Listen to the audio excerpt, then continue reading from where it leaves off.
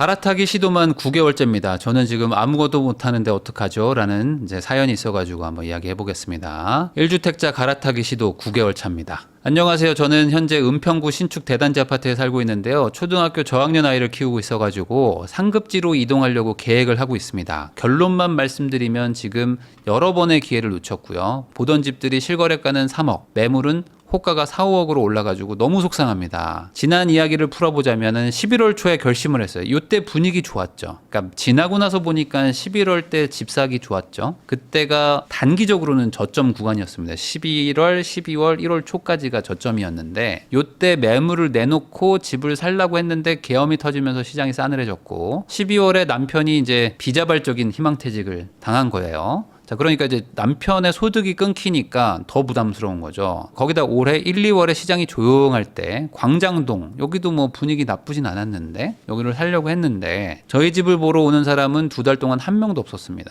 그러니까 집을 차라리 무주택자가 집 사기가 좋은 게 1주택자이신 분들은 재산의 대부분이 1주택에 들어가 있는데 이 집이 안 팔리면 갈 수가 없어요. 그러니까 전세 살고 있는 분들도 돈이 묶여서 못 가지만 1주택자 분들도 이 돈이 뭐 팔려야지 뭐 가니까 못 가죠. 그러니까 이제 하염없이 보고 있는 경우도 많았죠. 자, 그러다 이제 5월까지 왔는데 대선을 앞두고 이제 불장이 막 오면서 막 올라가다가 6월 달에 폭주하고 대출 규제 딱. 그다음에 이제 7월에 관망 상태까지 왔습니다. 올해 1, 2월에는 그쪽 동네는 저희 동네에 비해서 약간 오르는 추세였어도 집은 볼 수 있고 협상의 여지는 있었어요. 근데 문제가 생겼습니다. 남편의 까다로운 조건들. 그러니까 집에 계시다 보니까 남편분이 뭐 이래저래 뭐 참견을 했겠죠. 저희 동네는 찬바람이 불고 아직도 매수를 못하는 중이었다는 겁니다. 지금까지는 제가 진행을 하고 남편한테는 공유하고 뭐 이런 정도였는데 2014년에도 집을 사고 싶으셨대요. 근데 그때 뭐 잘 안 됐나 봐요. 남편이 막 반대를 하고 해가지고 어떻게든 막 설득하고 해가지고 집 사자까진 갔는데 남편이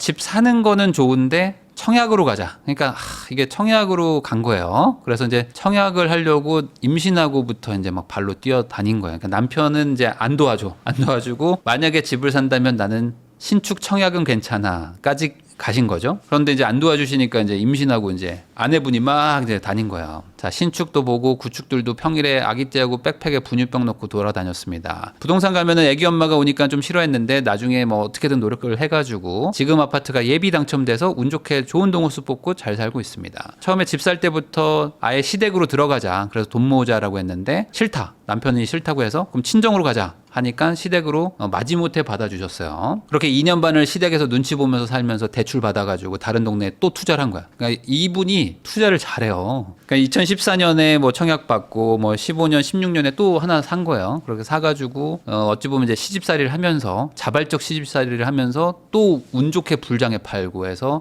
저희 집 잔금도 냈습니다. 구구절절 지나간 이야기를 하는 이유는 저희 부부는 회사로 치면 남편은 대표처럼 보고를 받고요. 저는 설득을 해가지고 진행을 시켜야 되는 거예요. 그러니까 남편은 보고받아. 그리고 이거는 안 돼. 다시 해와.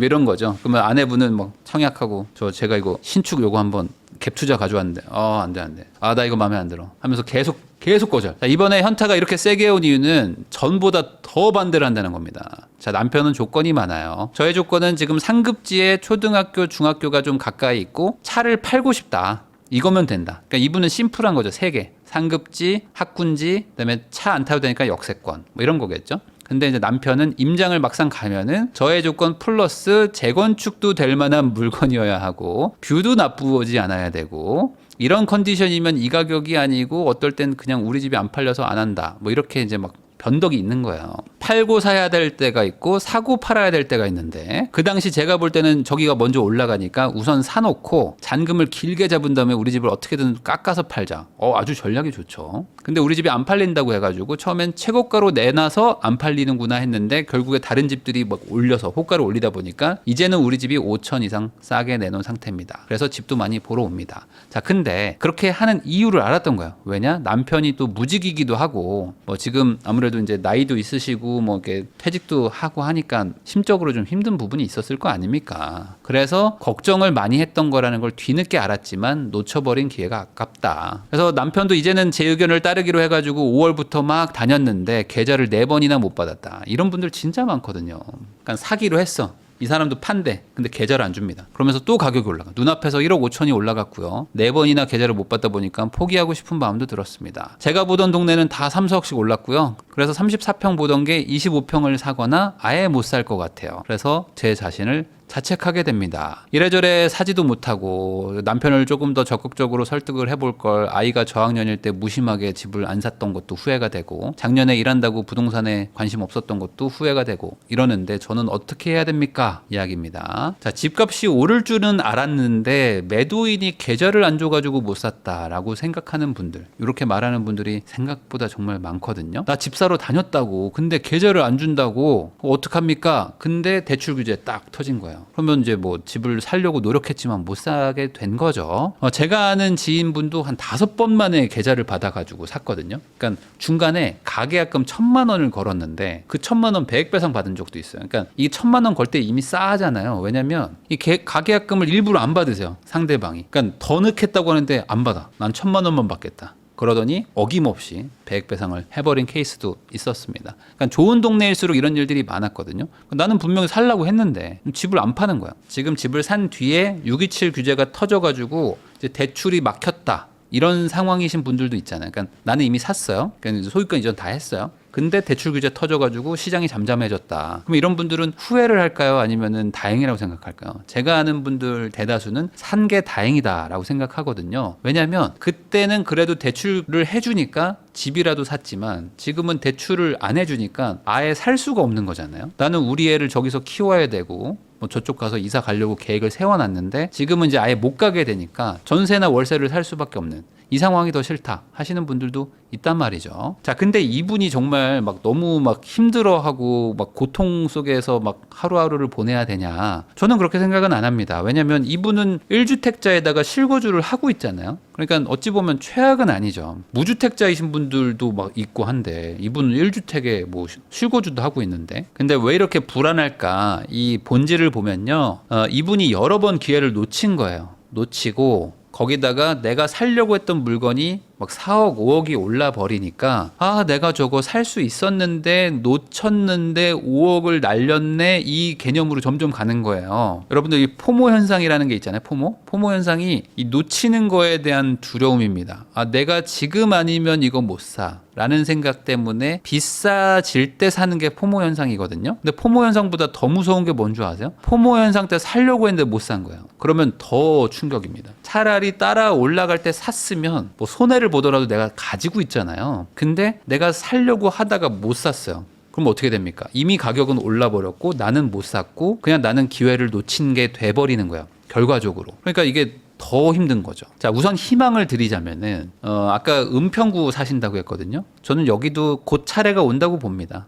곧 차례가 온다. 왜냐, 이분이 보면요, 지금 은평구 신축 대단지에 살고 있다고 하시는데 은평구 신축 대단지면 뻔해요. 몇 개 없습니다. 이 동네 지금 약간 실거래 조금씩 올라가고 지금 호가 올라가고 있거든요. 거기다 은평구도 호재가 없는 게 아닙니다. 여기 뭐 GTX도 있고요. 지금 이 동네에 지금 신축 하나가 가격을 하나 리딩하고 있는 게 있습니다. 그래서 은평구가 설마 이 가격 했는데 막 가요. 그러니까 이쪽도 나쁘진 않다. 다만 다른 곳이 먼저 갔을 뿐이다. 이게 순서의 차이일 뿐이지 어느 정도는 좀 키 맞추기를 할 수 있거든요.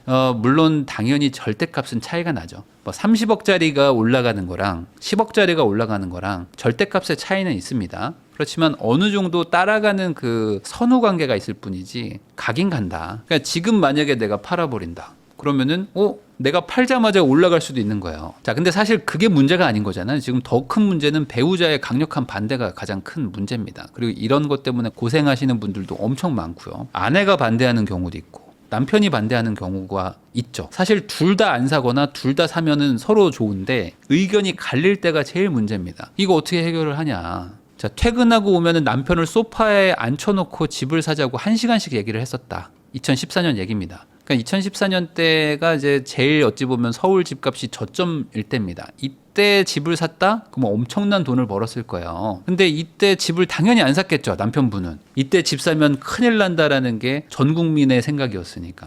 그래도 어떻게 설득한 게 대단한 겁니다. 자, 거기다가 이것도 봐요. 남편은 조건도 많다고 그러잖아요. 그러니까 내가 가진 조건에다가 여러 가지를 더 붙이고 그냥 어떨 때는 그냥 우리 집이 안 팔리니까 싫어 라고 하기도 한다. 자, 그러면 여기서 핵심을 잘 봐야 되는데 이분은 그냥 사기가 싫은 거예요. 그러니까 나는 사기가 싫은데 아내가 하도 사자고 하니까 뭐 마지못해서 움직이지만 그래도 어떻게든 그 뭔가 건수를 잡아서 안 사고 싶은 마음이 크신 분입니다. 그러니까 기본적으로 투자자가 아니신 거예요. 그리고 위험 회피형이신 분이거든요. 그러니까 위험 회피형인 분들이 생각보다 많고요. 이런 분들이 부동산 투자도 싫어하시지만 대출 받는 거는 너무 싫어하시는 분들이 많습니다. 그러니까 대출 받는 거 자체가 막 나는 이건 도저히 안 돼. 뭐 이런 마음을 갖는 분들 정말 많거든요. 이런 분들과 사는 분들이 있습니다. 그러니까 아내분들 중에도 대출 절대 안 돼. 뭐 내 집 마련 절대 안 돼. 뭐 집을 산다면 나는 뭐 1억 정도만 대출 받을 거야. 뭐 이런 분들도 있습니다. 이런 분들과 사는 분들은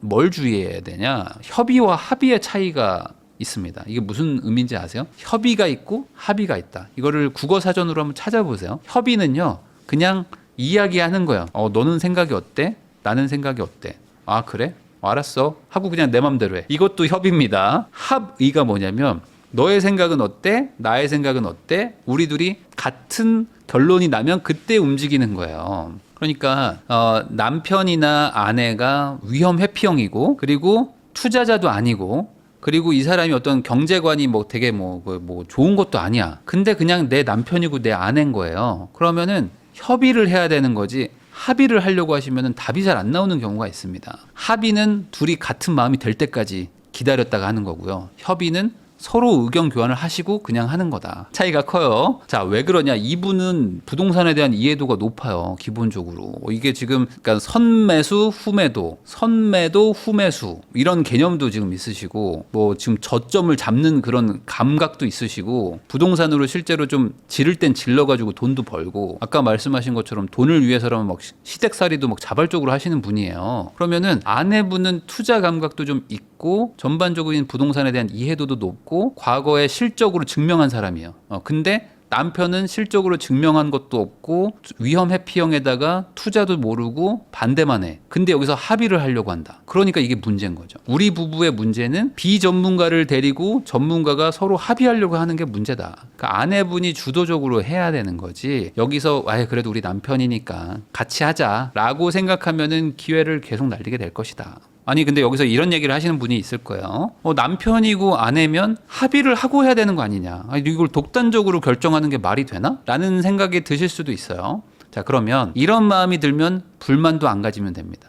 뭐 심플한 거잖아요. 아니 불만도 안 가지면 돼. 저런 남편과 저런 아내와 같이 살기로 한 내가 뭐 결정한 거니까 저런 남편 아내가 합의가 안 되면 나도 불만이 없어야죠. 근데 그거는 불만인데 뭐 합의를 해야 되지 않을까요? 라고 생각하면은 결국에 해결되지 않는 도돌이표에 빠질 수밖에 없다. 그래서 이거는 협의의 문제인 거지 합의의 대상은 아니라는 거를 본인이 결단을 하셔야 됩니다. 그러면 설득이 안 되는데요. 설득이 안 되면 더 강력한 거를 뭔가 주장을 하셔야죠. 그래서라도 너는 비전문가고 나는 너보다 훨씬 더 경력도 많고 경험도 많고 증명까지 했다. 그럼 내 말을 들어라. 왜 내가 너라는 비전문가의 얘기를 들어야 되냐? 라고 이것도 강력하게 얘기할 필요도 있는 거예요. 왜냐면 이분이 뭐 증명을 안 한 게 아니니까. 자, 그렇지만 이렇게 비전문가와 전문가로서 남녀 이 부부 관계를 설명할 수는 없잖아요. 왜냐? 남편이라는 거는 단순히 그냥 뭐 부하 직원은 아닌 거니까 남편의 입장을 무시해서도 안 되겠죠. 왜냐면 남편은 아까 말한 대로 위험 회피형이고 대출에 대한 위험성을 제일 높게 생각하실 확률이 높습니다. 그럼 이런 분들은 이게 걱정이 되잖아요. 걱정이 되는 부분을 어쨌든 해결은 해줘야 돼요.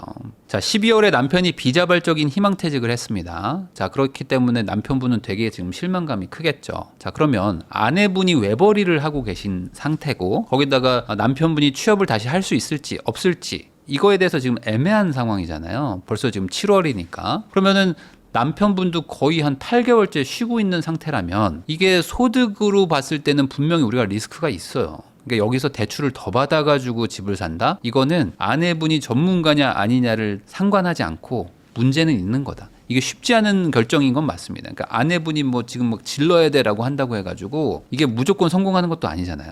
아마 지금 살고 계신 아파트가 연봉의 10배쯤 되지 않을까 저는 뭐 추정을 하거든요. 그러면 이제 남편이 다시 뭔가 재취업을 하시면은 연봉의 뭐 한 대여섯 배로 쫙 내려가니까 옮길 여력은 충분히 생길 것 같은데 지금 외벌인데 지금 아파트면 저는 충분히 좀 큰 규모가 아닐까라는 생각은 좀 들어요. 그러니까 남편이 무조건적인 반대만 한다라고 생각하지 마시고 남편이 취업을 하는 게 먼저인 거죠. 그 다음에 집을 옮겨도 옮긴다. 왜냐면 이게 뭐 부동산 투자가 뭐 한번 삐끗하면은 이게 휘청휘청 할 수 있거든요. 그러니까 너무 무리해서 무조건 돈 벌겠다라고 생각하기 이전에 우리 가족이 무너지진 않게 해야 되겠죠. 자, 새 동네 모두 3, 4억이 올라가지고 뭐 비싸져가지고 그것도 못 살 것 같고 제 자신을 자책하게 된다. 남편을 그때 더 적극적으로 설득할 걸. 부동산에 무관심했던 게 너무 속상하다. 이렇게 막 지금 자책을 하고 계시는데 23년 1월이 최저점이었습니다. 그리고 한 3월, 4월까지 횡보하다가 5월 달부터 쭉 올라가기 시작했거든요. 근데 그때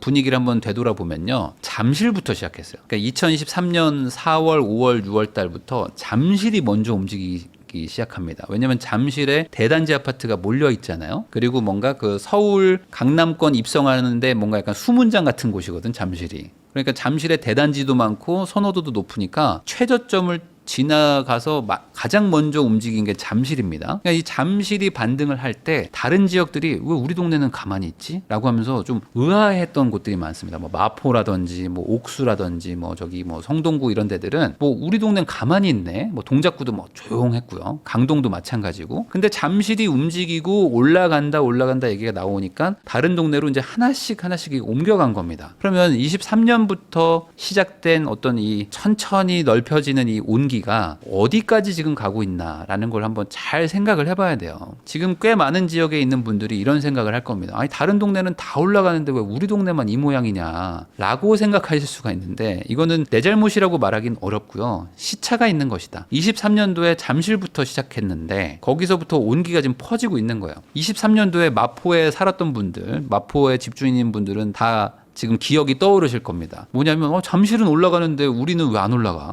뭐 이러고 있으셨을 거예요. 근데 그 시간이 지나니까 마포도 올라간다 하면서 막 올라가기 시작했잖아요. 그것처럼 시간이 지나면 우리 동네도 간다. 물론 여기서 후회되는 포인트는 이겁니다. 이미 다 오른 걸 우리가 봤잖아요. 그러니까 과거에 내가 살려고 했는데 5개월간 올라버렸어요. 그러니까 이 올라버린 걸 다 아는 상태에서는 과거로 돌아가서 그때 그냥 더 어떻게 좀 해볼 걸이라는 후회가 생길 수밖에 없죠. 다만 반대로 만약에 내가 5개월 전에 샀는데 떨어졌으면 남편이 맞았던 거 아닙니까? 그러니까 이미 지나버린 과거를 보면서 후회해도 의미가 없고요. 그리고 지나버린 과거를 보면서 아우 내가 저 남편 저 사람 말 들어가지고 이게 뭐야 하면서 막 싸울 필요도 없다. 지금은 뭘 해야 됩니까? 지금은 남편분이 취업하는 게 중요한 거죠. 남편분이 계속 뭐 가정주부를 하실 게 아니라면은 취업을 하게 도와주셔야 됩니다. 생각보다 지금 뭐 40대 아니면 40대 후반 50대 남자가 재취업을 한다는 게 쉬운 일은 아닐 거예요. 그리고 아마 자존감도 많이 낮아지고 이 자신감도 떨어져 있을 텐데 이 상황에서 뭐 내가 지금 집을 옮기겠다 뭐 지금 대출 받아야 된다 뭐 지금 5억 더 받아야 돼 뭐 하면서 막 남편을 뭐 아마 모르긴 몰라도 많이 갈구실걸요. 설거지할 때 소리가 많이 날 것 같은데 예를 들어 뭐 남편 보고 막 빨리 쓰레기 버리고 와 하면서 막 소리 지르고 있지 않을까? 그러니까 이게 지금 우리한테 중요한 건 아니에요. 그러니까 집이 중요한 건 아니다. 오히려 지금 남편분이 빨리 취업을 해가지고 돈을 버는 게 안정적인 소득을 버는 게 훨씬 더 중요하다. 조금 늦게 가는 게 낫거든요. 안 가는 것보다는 좀 천천히 가도 됩니다. 근데 여기서 만약에 더 싸워요. 더 싸우고 막 더 속상해해. 그러면은 남편분이 아예 뭐 진짜 자포자기 할 수도 있어요. 그러면 좀 큰일 납니다. 자, 단점만 보면은 원망이 늘잖아요. 근데 장점만 보면은 행복이 늘거든요. 저는 이렇게 생각합니다. 사람은 다 단점도 있지만 장점이 있어요. 근데 부부의 문제가 뭐냐면 오래 살았다는 이유만으로 장점을 당연하게 생각하고 단점만 부각하거든요.